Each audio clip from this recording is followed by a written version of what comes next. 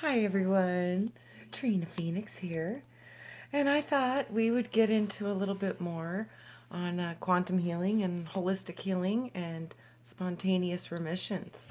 And again, we're getting some of the information from Quantum Healing by Deepak Chopra. Great book. Any of you want to read and learn about quantum healing? He gives a lot of great examples and patients, and it's a fabulous book. So, when we're looking at alternative methods of healing, you got to get to an alternative point of view, and you really need. I mean, most of this, almost every time I've seen profound things happen, unfortunately, a lot of people were desperate. They were like, it was there was nothing left, you know. So that'll put you into that position spot, you know, right on usually. So when you're looking at, you know, trying to get a miracle, you need to expect it. And I've seen that this is like the biggest part of what seems to work for people is that somehow they kind of expect it or they really believe it's possible. So I've seen that when this work really goes into a high level category, it's the foundation of the person receiving it. They're ready for it. And like I said, 90% of it is like learning this kind of information, knowing that these things are possible, educating yourself with the different things. Because not only do you need the mental things and the mental support, you need physical support too. And a lot of times that is medications from a doctor until you can balance things out on your. I mean, there's so many different ways that these things have to go, and they do. That I've never seen two people do it the same way. Everybody seems to do it different. And you know, I think that's the beauty and the mystery of nature and of our souls. You know, we're all different. And that's the power of us, is our differences. So, when we're looking at spontaneous healing and all this stuff, a lot of normal medicine doesn't like to look at the mind body connection, and it makes a lot of doctors very uneasy. They feel it's more concept than a true field of study or practice. They feel it's kind of woo woo, you know. So, given a choice between a new idea or a familiar chemical, the doctor will typically trust the chemical. And think about it. There's valid reasons for that. Look at what penicillin has done for an infection. So a lot of medications are definitely the right course to go. So like I said, but everything is different and every single case is different. And we should start looking at integrating both aspects as a whole modality of health and wellness. So when you look at, you know, the chemicals that work, you know, penicillin, aspirins, Valiums, different things that do help people balance out. Now they're even realizing the power and potency of the psychedelics like the mushrooms, and how they're helping people get off of drug addictions and helping with depression and a lot of chronic serious depression issues. So they're having a lot of wonderful science to back this up. And like, cannabis for the children with the seizures that the medications won't work for. This is the only thing that's seeming to help these kids. So when we start looking at nature and the mental state, what the body is having it put into it at that time, because when you heal, you kind of need to change everything up, your diet, your routines. You want to put the body into you want to throw it off its pattern, and because that's like one of the best ways to initiate new patterns is to stop the old ones. So that's a big part of it too. Like I said, holistic healing is it's a broad range of different approaches to how could we support and help what's going on, you know. And if it's your day for a miracle, you'll get a miracle, because it truly is in your mind. And it's we all have this. Every single person has this. Some people just come to it from different places. Some people come to it through faith healings, energy work, hypnosis, fasting, prayer. I mean, there's so many different ways. And then there's like light therapy, sound therapy. It's just on and on and on. But like I said, you know, if you're in a healing crisis, look at as many things as you can and try as many things as you can so you can find out what resonates with you. Because 90% of this is finding out about yourself. It's like, okay, how do I work? How did this get here? And what can I do to bring my body back into homeostasis and balance? And maybe even kick it up a notch and do some improvements while you're there. So you can, you could do whatever you can imagine in essence. So if you can think it, you can kind of be it. So dream a good dream and see a vision for yourself. That's part of how you learned how to activate your superpowers. Literally, this is what they say: the children will receive heaven, because they imagine and they believe anything is possible, and because they do that, it's true. So the reality of this world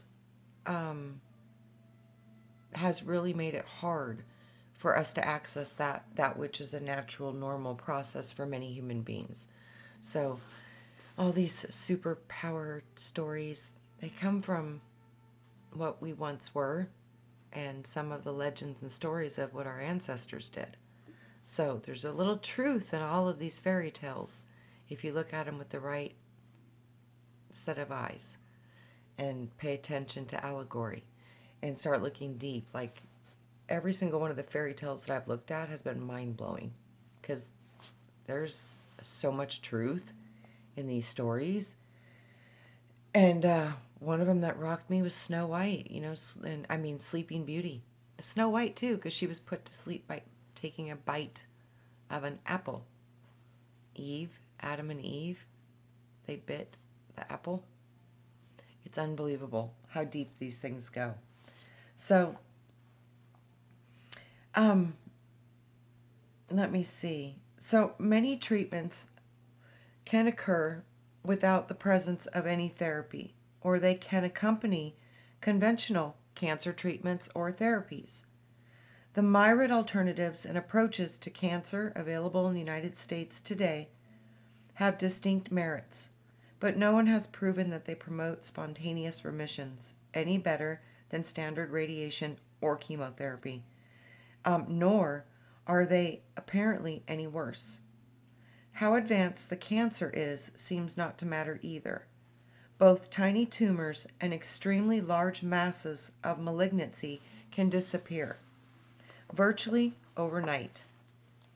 Because of their rarity and because they happen as if by chance, spontaneous remissions have so far taught us very little, either about the cause of the cancer or how an impossible cure was achieved. It seems reasonable to suppose that the body is fighting cancer all the time and winning. But many kinds of cancer can be induced either in test tubes or in laboratory animals, or using toxic substances like carcinogens, fatty diets, radiation, high doses of stress, on and on and on. The DNA is known to break down under these extreme circumstances. Interesting. And now we have something else with technology that seems to really be affecting our DNA. Gee whiz, things have gotten a little crazy. Wow. So, okay. So when these stresses and these conditions happen, the DNA, however, usually knows how to repair itself or how to detect the damaged material and discard it. This means that the early cancers are probably being detected and combated in the body on a regular basis. If you take this process and step it up in intensity, you have a miracle of spontaneous remission. It is no miracle at all, in fact, but a natural process that has yet to be explained.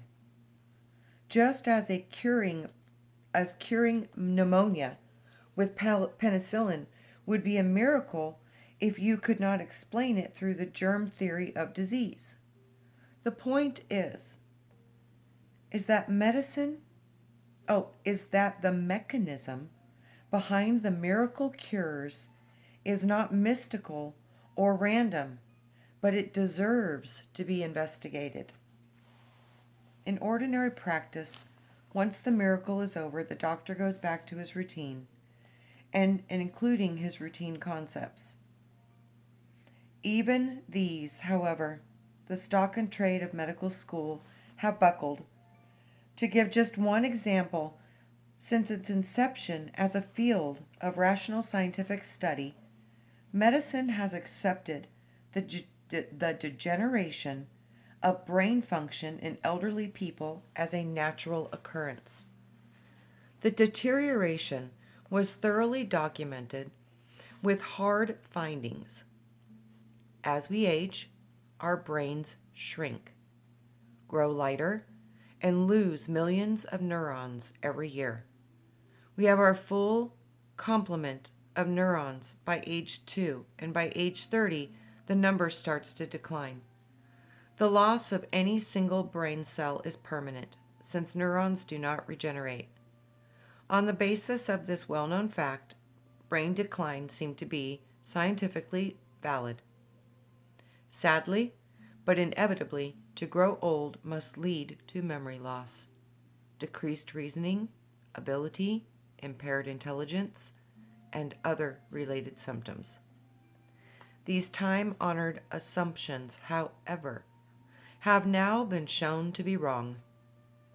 Careful study of healthy elderly people, as opposed to the sick, hospitalized ones whom medicine habitually have studied, has revealed that 80% of healthy Americans, barring psychological distress, such as loneliness, depression, or lack of outside stimulation, suffer no significant memory loss as they age. The ability to retain new information can decline, which is why old people forget phone numbers and names and the reasons for walking into a room. But the ability to remember past events, called long-term memory, actually improves. One authority on aging quotes Cicero, who declared, "I have never heard of an old man who forgot where his money was hidden." In tests, 70-year-olds were matched with 20-year-olds. The older people performed better than the younger in this area of memory, after they practiced the other kind of memory, called short-term memory. For a few minutes every day, the older group could almost match the younger subjects who were at their prime of mental functioning. Perhaps the prime of life should be extended. The secret, as with almost every other natural decline in old age, depends upon the habits of the mind, not the circulatory or in the nervous system. As long as a person stays mentally active, he will remain as intelligent as in his youth and middle age. People will still lose over 1 billion neurons throughout their lifetime, at an average rate of 18 million per year. But this loss is compensated for by another structure, a branch-like filament called dendrites, which connect all the nerve cells to each other.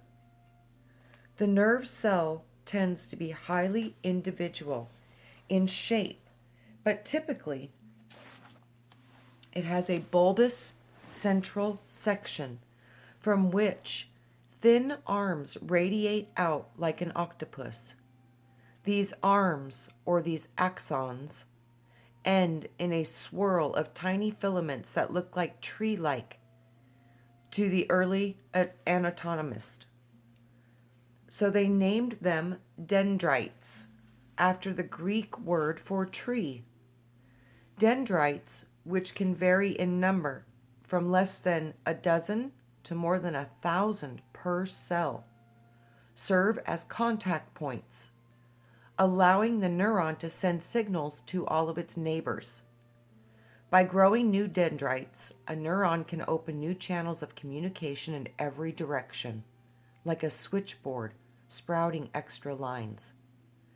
It is not known how a thought is actually formed among brain cells or how the bewildering vast number of connections interrelate. Millions of dendrites come together at a major junction point in the body, such as the solar plexus. Not to mention the billions upon billions in the brain itself.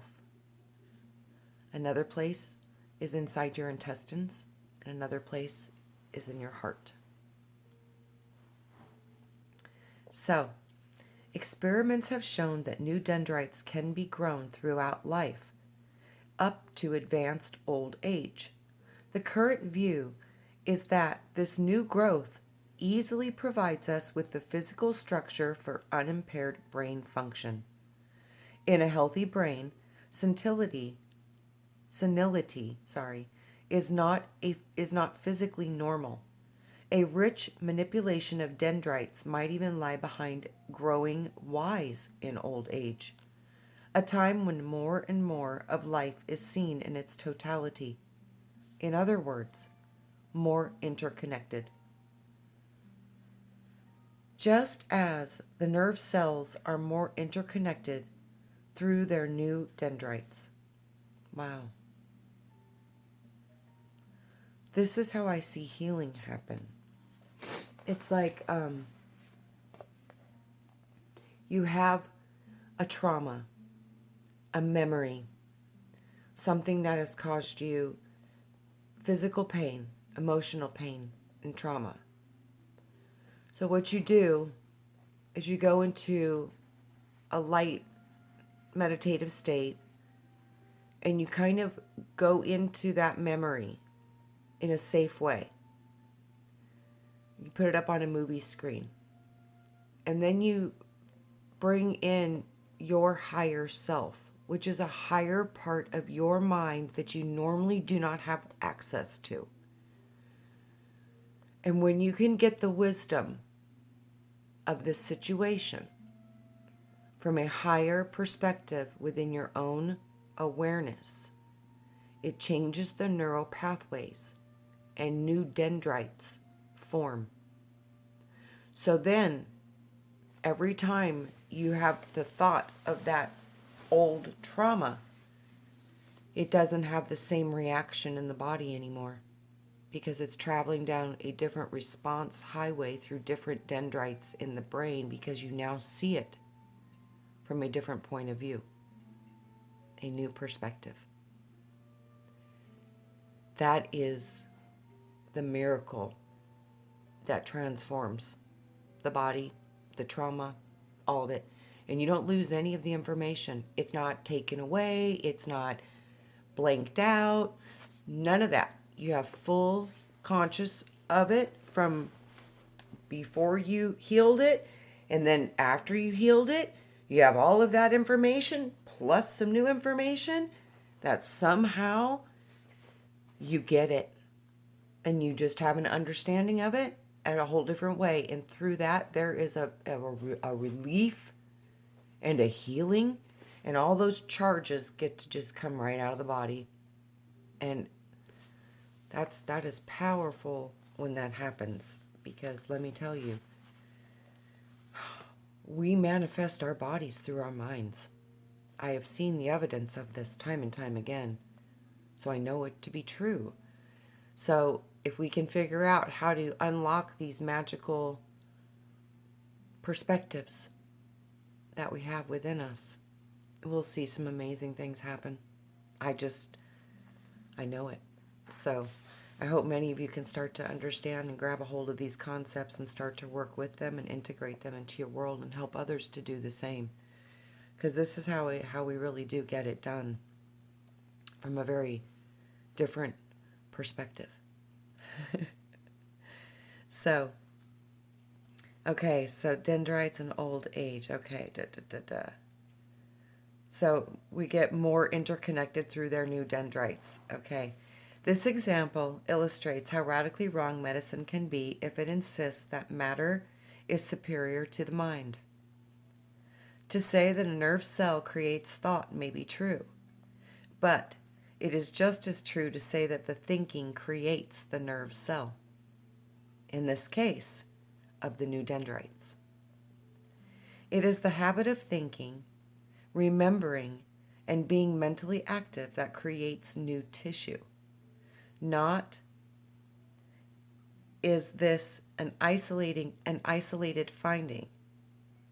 Curiously enough, as soon as the concept of the new old age was permissible in the eyes of doctors, our views of many forms of degeneration began to alter. You know, it's a beautiful thing. It's like LASIK. You look at LASIK, and what they do is they cut the eye with a laser. And the reason that they're doing that is because when they disrupt the pattern of the eye and they cut it, all the immune system activating powers goes in to regenerate the eye. And because it's been damaged and injured, it knows to go back to the template. So when you take the eyes and they're both injured and they have to go back to the original template, it restores the vision. And you get new eyeballs every 72 hours. So with that, that's why it heals so quickly. So that is your superpowers. They're activating your superpowers with a laser beam, and you're correcting your vision. It's so powerfully beautiful. It's like, that's amazing. That's really amazing, and that's kind of really what's happening. They're destroying it so it can put itself back together, and they're doing it in a safe, effective way. And it works, you know, but they do have complications with that as well. And like I said, when I've seen people that, when I got my training for Journey Practice, the Journey Work program, that was one of the side effects was super, like 5 people that came in with glasses. When they left, none of them could wear their glasses because they couldn't see with their glasses on, and their eyes were totally fine. So yeah, and you know, there's no side effects when you go that way too. There's no complications whatsoever because you just, you have restored vision. So it's an amazing thing. And I saw that happen a lot, you know, but eyes, like I said, they're patterns. They hold patterns, and aging is one of those patterns, you know, that we do hold in our body. But I know that there's probably a lot of things that we could do with that too if we started to get creative and believe and know that it's possible. So, yeah, vision restored. It is an amazing thing to see that. So, as I said, we're learning so much that we haven't known before.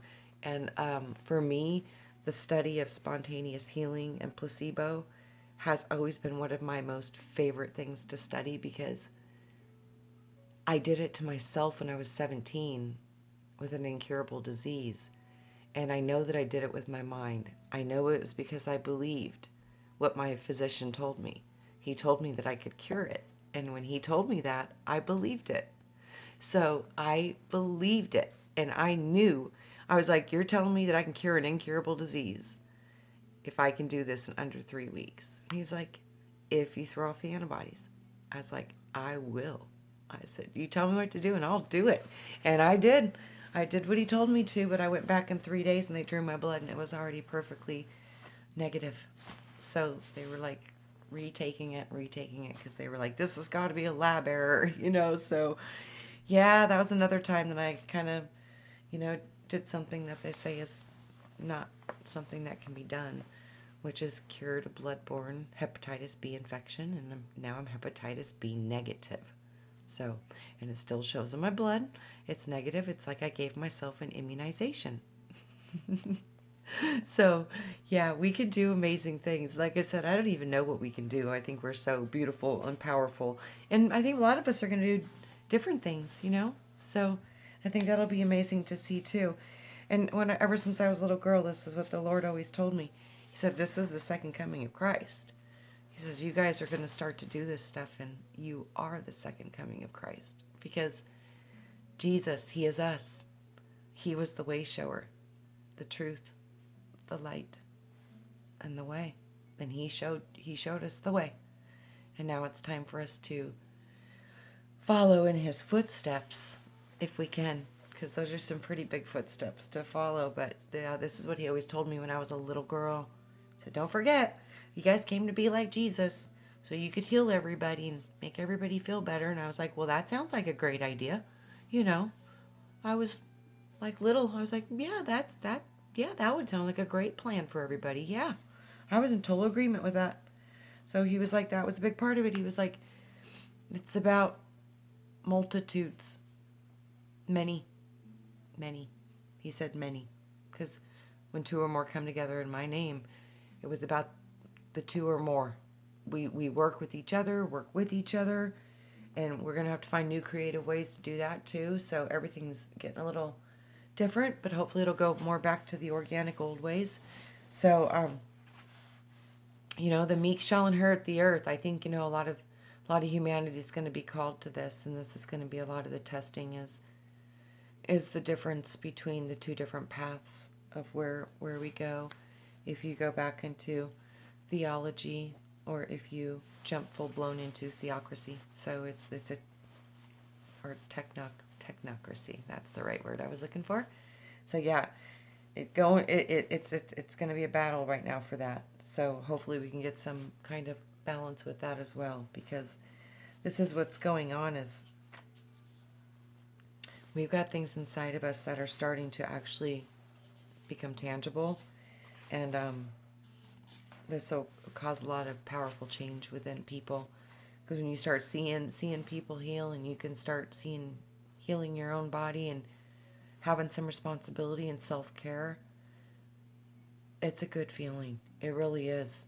It really is. And it was terrible because I had to be brought to my knees 2 different times with things that they had nothing for me. They were like, there's nothing else we can do. It is what it is. And, when you're in that kind of position, you dig deep because, you want to find an answer. So, thank God I did. And I went down some different paths, and I went to some natural alternatives that supported my process. And like I said, I've done this a couple times with 2 different situations, and both of them required different protocols, different ways. But it comes down to what you believe about yourself. So guys, start to fall in love with yourself, and really imagine if if you were like the child of a higher godly being, and that the higher godly being is you. How would you want to take care of this child? How would you want to take care of this person? How would you treat it? How would you honor it, love it, respect it? What are the things that you would want for it if it was your loving part of you, like a child, like like a part of you? How would you want it to feel? How, all of those, think about it like that. How would you want, if you were the one to give you the love, and how would you want that to feel and look like? Really start to learn about the different parts of you and how to love you, because if you can fix a lot of what's going on with your body and different situations, and everything can change. It really can. It really can, especially if enough of us get on board with this. We do truly create everything, and we've been hijacked. So it's time now to just step back into your own power, own responsibility. I have a hair tickling my nose, so sorry guys, and I don't know where it's coming from. I'm like, but I can feel it. It's tickling my face. So, like I said, trying to be careful too what we say. Because God only knows what's wrong these days and what's okay. So, all right. We will talk more about... Okay. It is baffling to think that the evolution has built into a rabbit mind an immune response that needs to be triggered by human cuddling. Wow, that's crazy. The power of cuddling and touch. Let's read a little bit more of that. Okay. An Ohio University study of the heart disease in the 1970s was conducted by feeding quite toxic, high cholesterol diets to rabbits in order to block their arteries, duplicating the effect of such a diet has on a human being and their arteries. consistent results began to appear in all the rabbit groups except for one, which strangely displayed 60% fewer symptoms. Nothing in the rabbit's physiology could account for their high tolerance to the diet until it was discovered by accident that the student who was in charge of feeding these particular rabbits liked to fondle, hug, pet, and play with them. He would hold each rabbit lovingly for a few minutes before feeding it, and astonishingly, this alone seemed to enable the animals to overcome the toxic diet. Repeated experiments in which one group of rabbits was treated neutrally while the others were loved came up with similar results. Once again, the mechanism that causes such immunity is quite unknown. It is baffling to think that the evolution has built into the rabbit mind an immune response that needs to be triggered by human cuddling. That is so cool. I mean, seriously, it's so true. That's why we need each other so much. So I will read more to you later because we're getting kind of long into this one, and that's a great place to stop. Wow, the rabbit mind's immune system can be activated through human cuddling. That's amazing. The power of love. Like they say, it's the true power. It's what does it, and it's what makes it work. And even science now is starting to identify it and recognize it's true. It's true. The power of love. That's why I said, start to love yourself. Because the more you can fall in love with you, the more you can love everyone around you. Because it really does start within, guys. And I know that that's hard because we've been taught not to do that. We've been taught it's selfish and all these other things. But really, until you can find peace with yourself and enjoy being with yourself and love yourself, that's where you've got to start, especially if you're dealing with any kind of a health crisis. It's number one place to start. You got to start with what's going on in your heart, what's going on in your feeling centers, and try to adjust those first. And talk to your trauma, investigate those parts of you that you don't want to look at, and find a way through them. And like I said, look at QHHT healing, hypnotherapy. There's so many ways, regressive therapies. And like I said, what's important is now. So work on what's coming up now, what's showing up now, because that's the most important thing to deal with. And then if, other things come up and you need to go backwards or even forwards, sometimes upside down, you can explore those places too. But the first place to start is with now. Well, what's going on now and what's going on within you now? And look at that and see if there's a way that you can start to address that now and restructure it to the now you want to be in. Because you really can. These are just programs. And we're creating 90% of them with our minds. So, but we've got the subconscious mind we have to deal with too. And that's literally processing like so much more information than your conscious mind. I think the subconscious mind is processing, don't quote me on this, but I think 20,000 bits of information per second, as to where the conscious mind only gets maybe 3,000 to 5,000 through. It's a huge difference. So your subconscious mind is like that 360 eye in the sky, pineal gland, all-seeing eye thing. That is the subconscious part of you. It's seeing symbology. It's picking up on different light spectrums that you can't see. It's processing chemical, temperature, heat, all kinds of things. This is the part of you that makes your eyes blink, that regulates your heartbeat, that makes your digestion work. We don't know how we digest our food, but that part of you does. And it knows how to do it perfectly.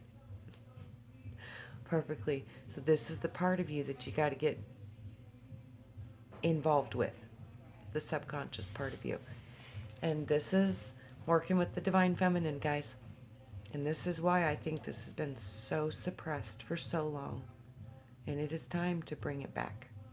And that is the hidden parts of our mind, which is the feminine part, the subconscious, the receptive part. Subconscious, it's receiving the symbols, it's receiving the environment, it's receiving the internal environment, and it's running all of it seamlessly, and you have no awareness of it. None. You have no awareness of it, and it's just working billions of processes every moment. Every moment, billions and billions of processes that you can't even fathom. And it's all working perfectly within you. So know that. That's truth. And that is the power of the wisdom that's just naturally inside you. So I hope you guys enjoy that and start to understand a little bit about the powers that are inside of you, because I hope many of you can wake those up and enjoy the benefits of the gifts that they will give you, because they're yours. Those are your treasures in heaven. Go get them. I love you, Soul Tribe, and I'll see you soon. Love y'all. Bye.